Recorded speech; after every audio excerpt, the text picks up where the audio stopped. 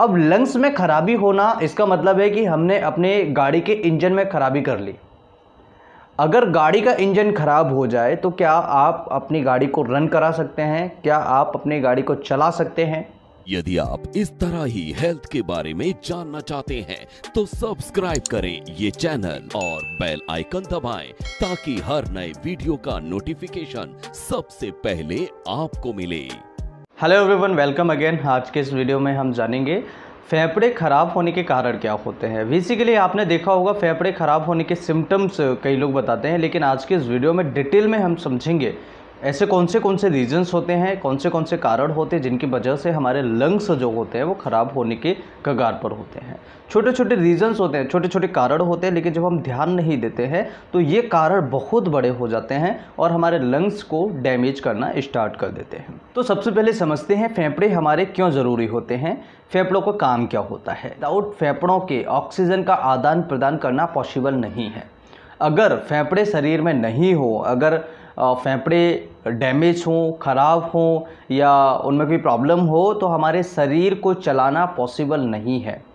फेफड़े हमारे शरीर के लिए ऑक्सीजन का आदान प्रदान यानी कि एटमॉस्फेयर से लेना और अंदर ब्लड के अंदर उसे डाल देना, इसका काम होता है। अब यहाँ पर एक्सचेंज होना यानी कि जो ऑक्सीजन ब्लड के अंदर जा रहा है और ब्लड का CO2 है वो फेफड़ों के अंदर आ रहा है और वो बाहर आ रहा है, तो इसका एक्सचेंज एक जो माध्यम है ये फेफड़े हैं।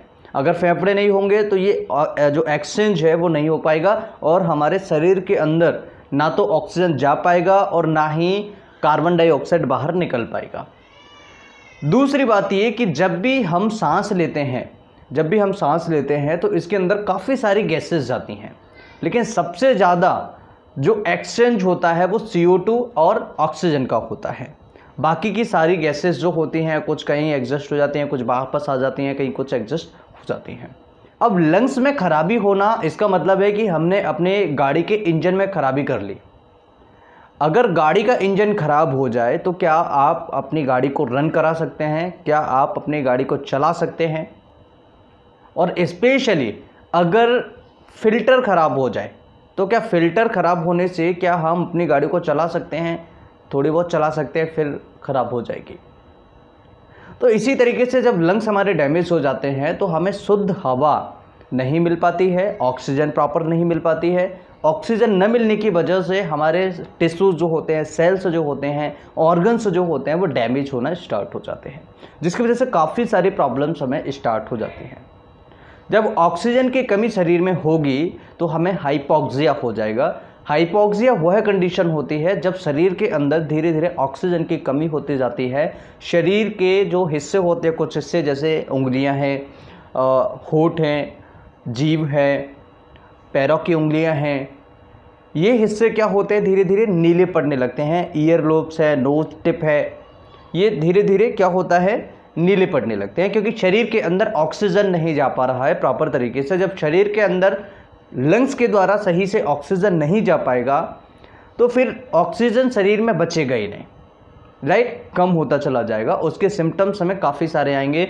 उसका हार्ट पर इफ़ेक्ट पड़ेगा, आपके ब्रेन पर इफ़ेक्ट पड़ेगा, आपके लिवर पर इफ़ेक्ट पड़ेगा, आपकी किडनी पर इफ़ेक्ट पड़ेगा, तो काफ़ी सारी प्रॉब्लम्स आपको आने वाली हैं।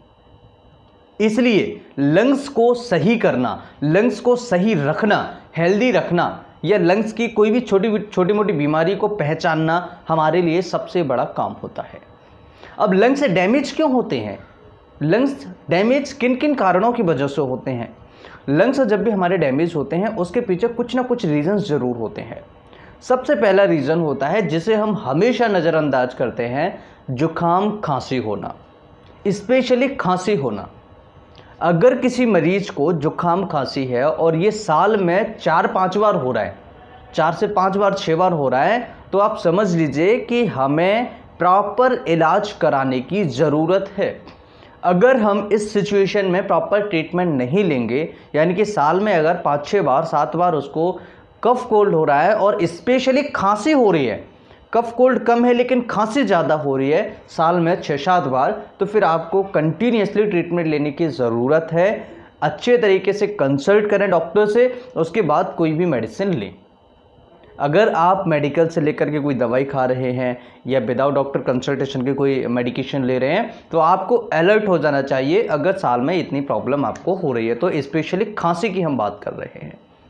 ये खांसी कई मरीज ऐसे होते हैं जिनको लंबे समय तक चलती है, यानी 6 महीने से खांसी है, 1 साल से खांसी है, पेशेंट को रिलीफ नहीं मिल रहा है, 3 महीने से पेशेंट को खांसी है, आराम मिल जाता है, फिर से वो रिपीट हो जाती है। तो ये सबसे बड़ा रीज़न है फेफड़े खराब होने का, खांसी होना, जुकाम खांसी, रिपीटेड जुकाम खांसी होना, राइट।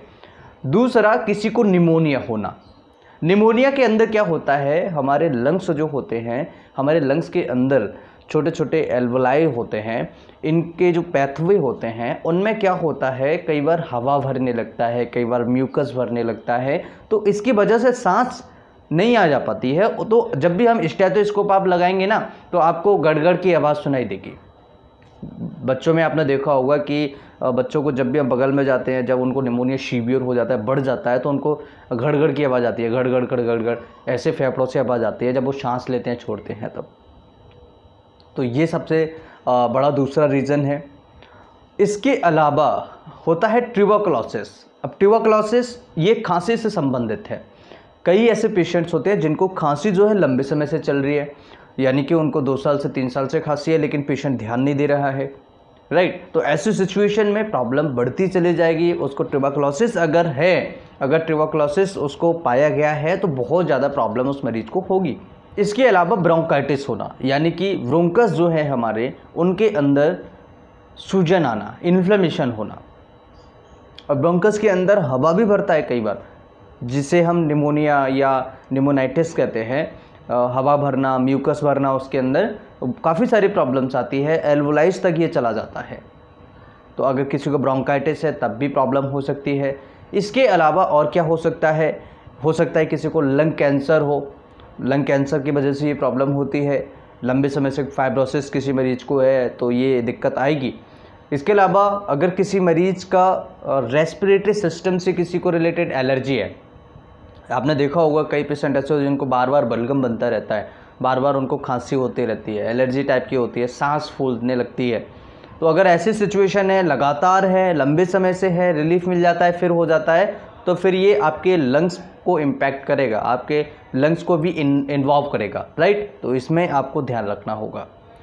इसके अलावा अगर कोई पेशेंट ऐसा है जो शॉर्ट ब्रीदिंग करता है, शॉर्ट ब्रीदिंग यानी कि छोटी छोटी सांसें लेता है, तो ऐसी सिचुएशन में आपको प्रॉब्लम होगी।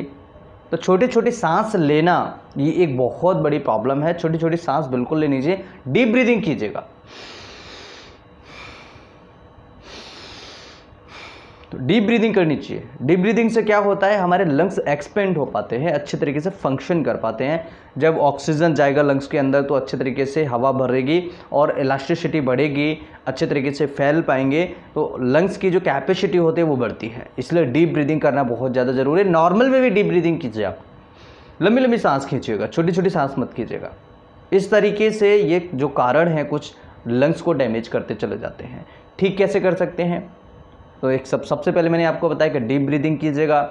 अगर कोई पर्टिकुलर बीमारी लंबे समय से रिकरेंट हो रहा है आपको, तो आप उसका परमानेंट ट्रीटमेंट करवाइएगा। भटकिए फालतू का मत कि आपने आज 10 रुपये की दवाई यहाँ से ले ली, 20 रुपये की दवाई यहाँ से ले ली, आपने बिना डॉक्टर कंसल्टेशन कोई मेडिसिन ले रहे हैं, तो बिल्कुल भी आपको ये गलती नहीं करनी है। अगर रिपीटेड रिकरेंट प्रॉब्लम हो रही है तो आप अपने डॉक्टर से एक बार ज़रूर मिलें।